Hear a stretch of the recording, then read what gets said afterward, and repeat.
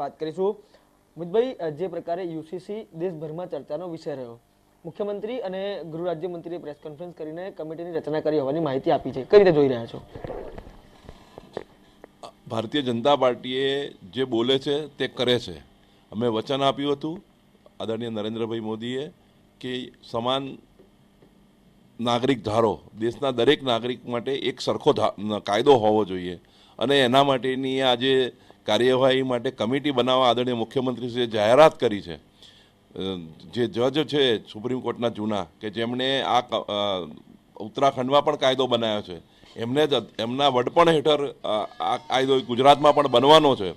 હું એને આવકારું છું અને અમે પણ એવું માનીએ છીએ કે દેશના દરેક નાગરિકોનો એક સરખો કાયદો હોવો જોઈએ, એમાં કોઈ ફેરફાર ના હોવો જોઈએ।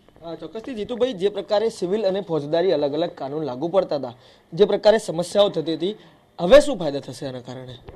આનાથી સિવિલ કાયદા અને જે સમાન નાગરિક ધારા આવ્યા પછી ધર્મ આધારિત જે વાડા ઊભા કરવામાં જૂની સત્તાધીશોએ જે પ્રયત્ન કર્યા હતા અને બિન સાંપ્રદાયિકતા ને જે એ લોકોએ ઊભી કરેલી માનસિકતા, એ માનસિકતાને શાંતિથી અને સરળતાથી સમાન સિવિલ કોડ જે કોડ લગાવીશું, એનાથી દરેકે દરેક સમાજ અને દરેકે દરેક વ્યક્તિને એનો ફાયદો થશે અને દરેકને સરળતાથી સારી રીતે એમનો કાયદાનો અમલ થશે। જે પ્રકારે ધારાસભ્યો છે તેઓ કર્યા છે તેનો ફાયદો થશે। તમે શું માનો છો, યુસીસીના કારણે કઈ રીતે છેવાડાના લોકોને તેનો લાભ મળશે? માન્ય નરેન્દ્રભાઈ મોદી વડાપ્રધાનશ્રીએ જે કહ્યું એ 1 વર્ષમાં આ કાયદાનો અમલ ગુજરાતમાં થવા જઈ રહ્યો છે અને જે રંजना દેસાઈજી, જેમણે ઉત્તરાખંડમાં પણ આ કાયદાનો અમલ કરાવ્યો અને આજે ગુજરાતમાં પણ જે કમિટી બનાવી છે 5 સભ્યોની, એના અધ્યક્ષ છે। 45 દિવસમાં તે સરકારને આનો રિપોર્ટ સોંપવાના છે અને આ જે કાયદો છે તેના દ્વારા SC STના લોકોનો હિતો પણ જળવાશે। જે બંધારણમાં જે નિયમો બનાવ્યા છે અને બંધારણનો પણ ખૂબ સારી રીતે આમાં અમલ થશે અને મને ખાતરી છે કે SC અને ST લોકોને પણ આ જે કાયદો બનશે એમાં એમનો હકો જે છે એ પણ ખૂબ સલામત રહેવાના છે અને આ કાયદા દ્વારા એક રાજ્ય અને એક કાયદો એનો અમલ ખૂબ સારી રીતે થશે અને એમાં લોકોને ખૂબ ફાયદો થશે।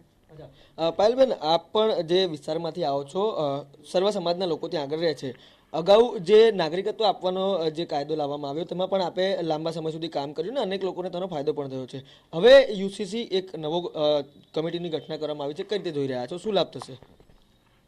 मैं सबसे पहले तो हमारी सरकार, हमारे शीर्ष नेतृत्व, हमारे प्रधानमंत्री श्री नरेंद्र भाई मोदी जी को, आदरणीय हमारे केंद्रीय गृह मंत्री अमित शाह जी को पहले अभिनंदन देना चाहूँगी। साथ ही साथ हमारे राज्य के मुख्यमंत्री सम्माननीय भूपेंद्र भाई पटेल जी, जिन्होंने अभी जाहिरात की है यूसीसी की।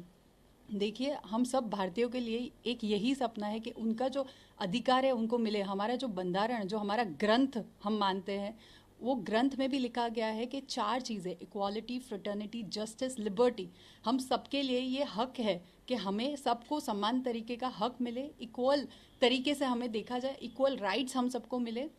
ये हमारे बंधारण में भी लिखा हुआ है और इसके लिए कई बार बाबा साहेब अम्बेडकर जी द्वारा प्रयत्न भी किए गए, लेकिन आगे की सरकारों ने, आपने देखा है कि कभी इसकी अमलवारी हुई नहीं।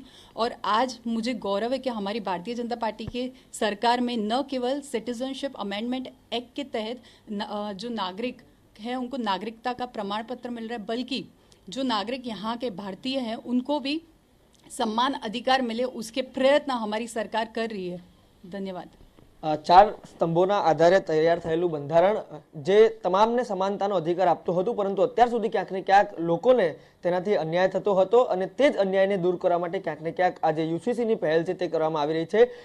તે જ પ્રકારે આ કાયદો લાગુ પડવાથી તમામ લોકોને ક્યાંક ન્યાય મળશે, સમાનતા આવશે, તે પ્રકારે અમદાવાદના જુદા જુદા વિસ્તારોનું પ્રતિનિધિત્વ કરતા જે ધારાસભ્યો છે તેમનું માનવું છે। કેમેરા પર્સન મનીષ ત્રિવેદી સાથે રોનક વર્મા, TV9।